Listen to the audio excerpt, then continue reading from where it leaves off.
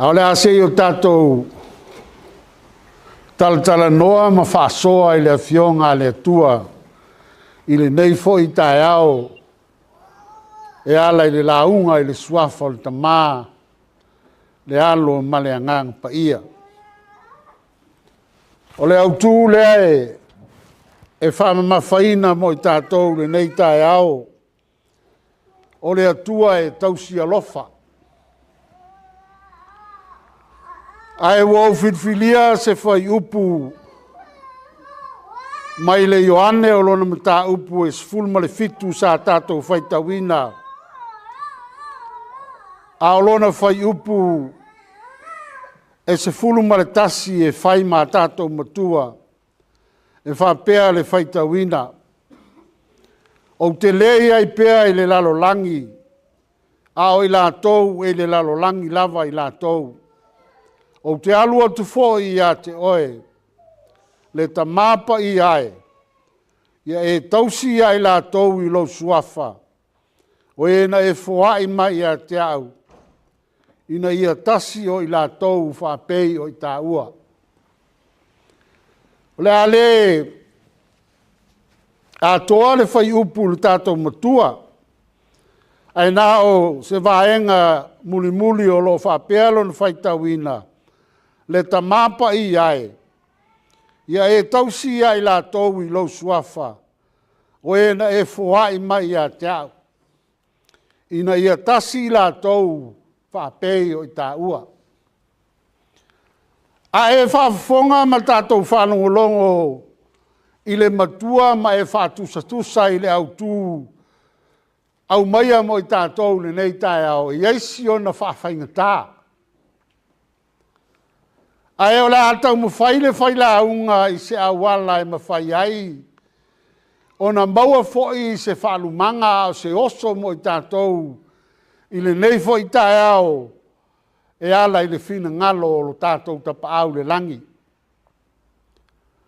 Whai mai se whamtalanga o tae au maaso whapenei. E leo ni tae au mani aso whaingofie. E le whaingo fie le suafa i le soifua ma le ola o le tangata na te manatua ina le atua pe na te manatua ina lona tina. E whapea le whamtalanga o le malosi ma le tamau a inga o le manuia wa tātou sapi ai. E a fua mai ngā luenga lo tātou tina. E ei se tali tonunga e le ngata i tina o lo soifua mai pea. A o se taimi foi e mawhai ai o na toe tepa. Ma tātou toe vāwa ai nai o tātou tina ua mawai atu mo le soifuanga nei. Pēna whawhie wheo na lato whauwhauina. Lou soifua ma so ma losi. Wa fuai o na tātou sapi nei manuia. O na au manatua lea, o lea fionga Iesu whaimbai le Ioane, e le siri lava se tasi alofa, po le alofa o se tasi le nei alofa, ia tu ina atu e le tangata lona soifua po lona ola, e sui ai ana wau. O te manao e whai loa ia te oele nei tae ao. E whape nā le nganga o le tae ao le nei ma le aso le nei i lau tō ngā luenga whai tina. E le siri lava se alofa o se tasi le nei alofa. Ia tu ina atu e se tasi lona ola e sui ai ana wo. Lau soi fua sa tu ina atu e a puti puti ma a pele pele ai le soifua ma le ola o le tangata. Se ia o ina sapi whaamanuianga. Koe mai a o ina tinga ina pe mai pe mawhatia. E le ai a se isi alofa e sili na ilo le alofa o le tina. O na whapea leo se whaamtalanga. Pau leo le alofa e whaatusa tusa i ai le alofa tausi o le atua. Lea e whai mai ai le autu. O lona winga, O le alofa tausi o tātou mātua po o tātou tina. E a fua ai manuia. Ma mamalu e sapi ai le nei soifuanga le tu mau. Mai leo le tā matua. Le tā māpa i ai. Ia e tausi ai la tau i lo suafa. O e na e fuai mai i a te au. O te manao e tau i a te oe nei tae au. I le taimi e a fisi ai lo soifua. Ma lo wola le tina e fata ele. Ma fafanga. Ma faa ofu, ma faa pelepele. O lai ai malana te talo tau musu musu i lona ola. Le ta mapa i ai. Ia e tausi le nei ta maititi i lo walofa. O afuanga nao le a e malo ufaiva. Ua mamoe mai tia o tātou tina. Ai mai se foi tina o lo soifua mai nei. E leo asa lava i se faiva. E leo asa i se vaai. Lau tau a fisi o tau whanau. Ma memu o tau whafonga po o tau la ngutu. Lea tu ai. Ia e tausi la tau i loa lofa. Whapena le ata lea e ta oto i. O le tala i le tatalo a Iesu i le tua, ona so. Le tua, ia e tausi o so, o ena e au mai a te au. Aua e te tu lafo ina i la tau. A e wa mawhai o nau wha upu ina, e wha pēnā le tausinga le tina. E o mai ai le taimin nei. E whailau lansi le tae au o tau whanau. E momoli o i le aonga, e a uli lo ofu, o mea uva e tapena i le tina.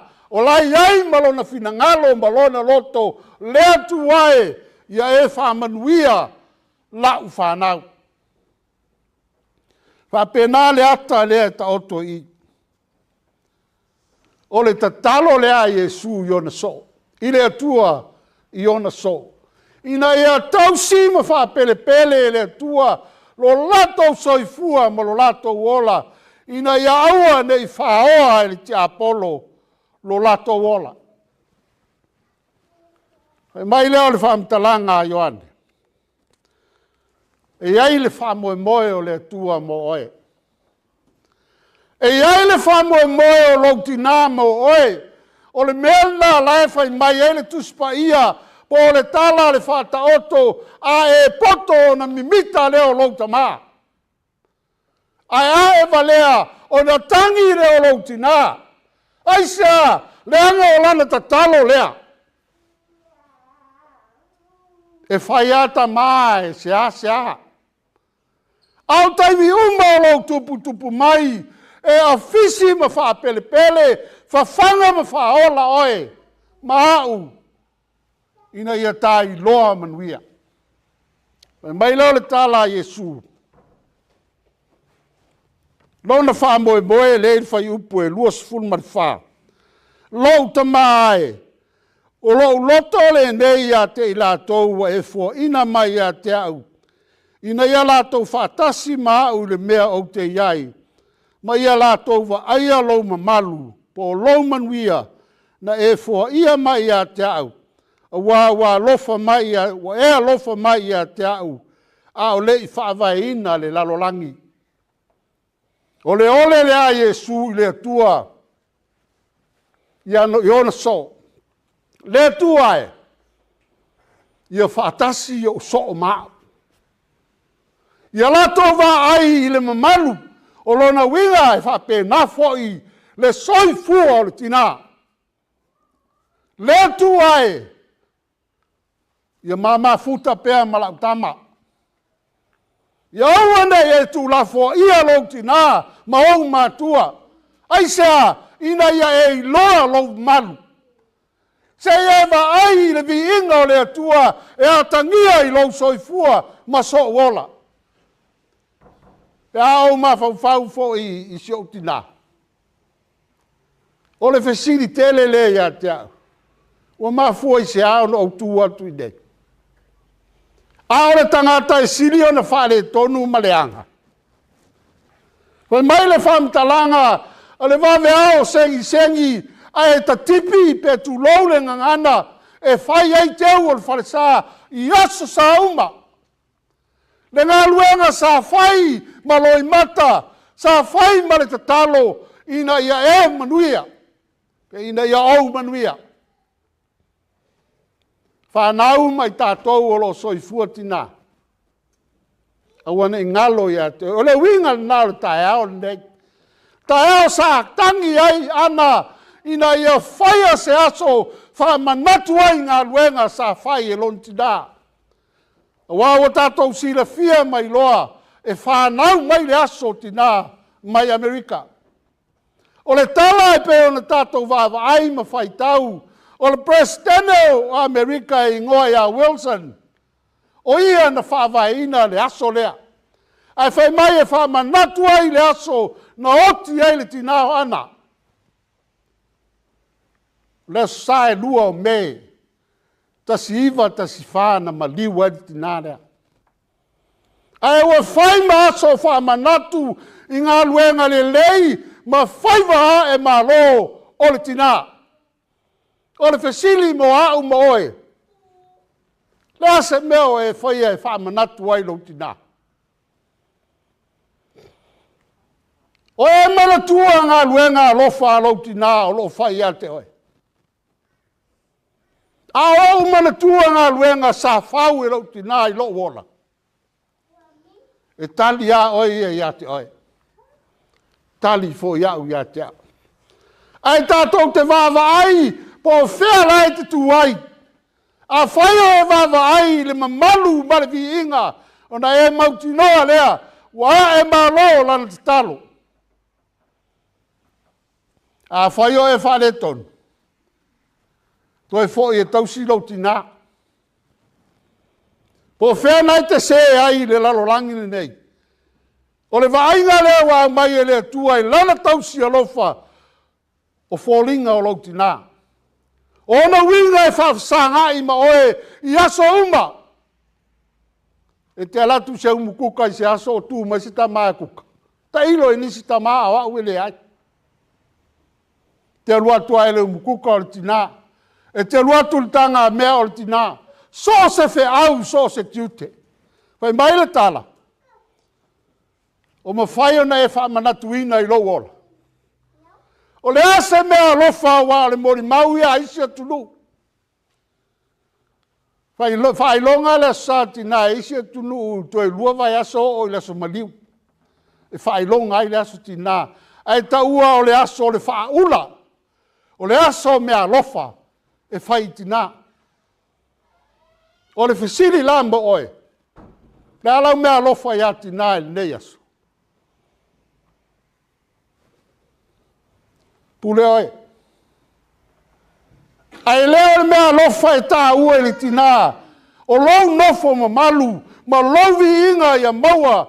Le vi inga o le tua i mea uma e te whaia. O le wha moe moe nao Jesu mo le tātou wola. Ia tātou mafuta ma ia i le ola e whaavavang. Se o tātou vava ai le mamalu o le tua. E lena tia e le atua lona fina ngalo, lau whana ue o te manao i au tau i loa, ma vava ai i lo maru.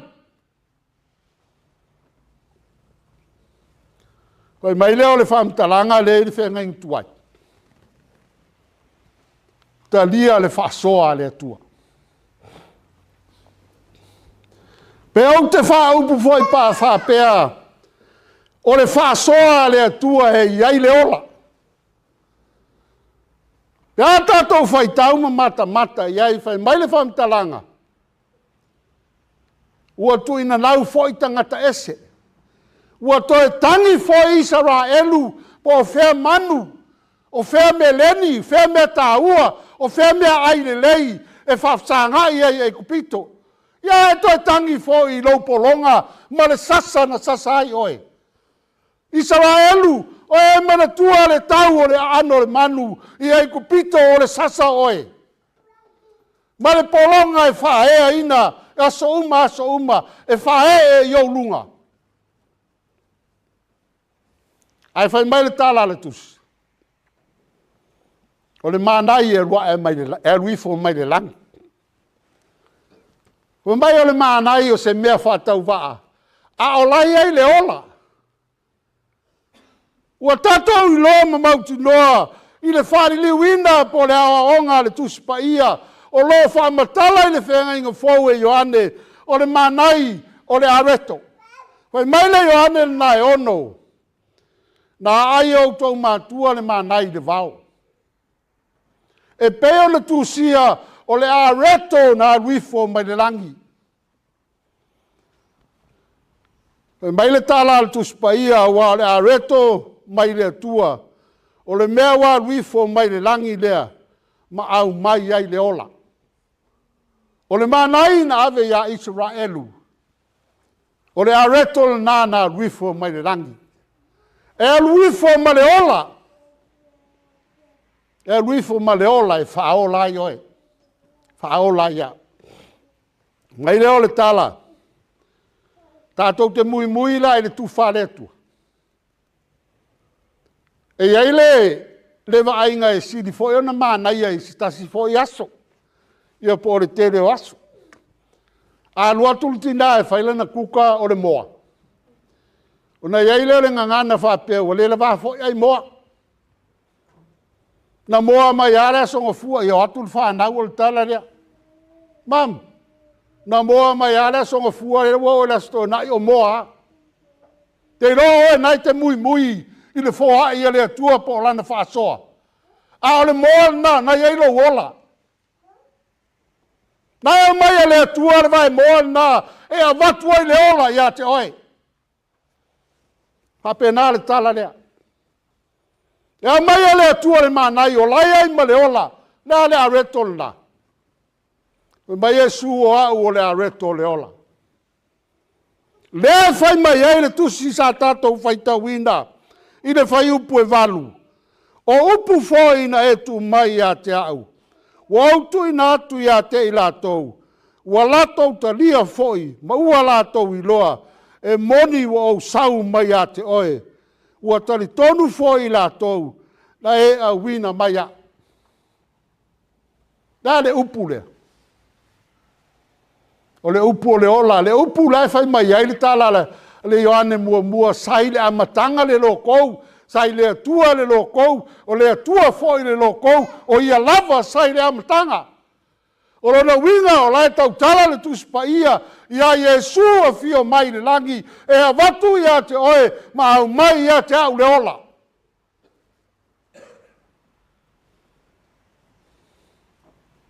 E mai sai le amatanga. E mai lea o le tala.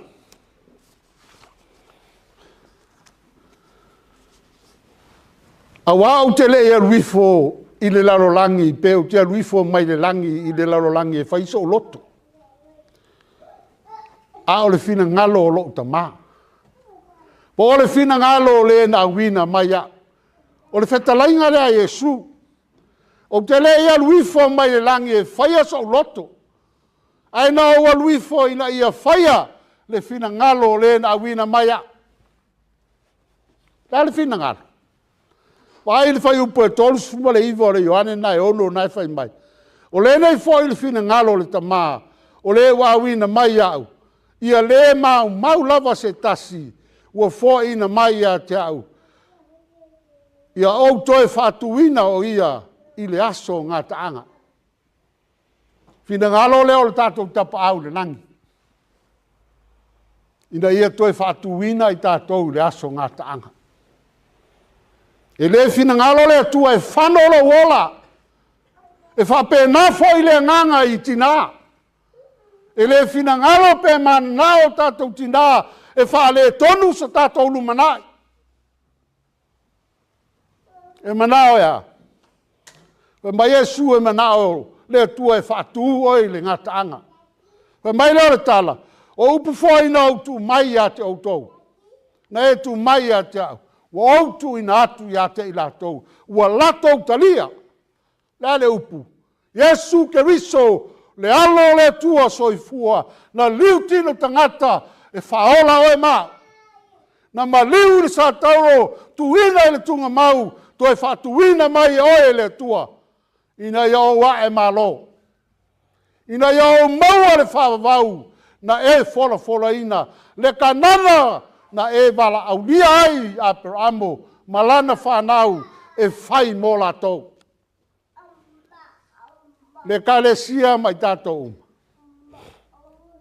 E le fina ngalo le tua e whano lu tatou wola.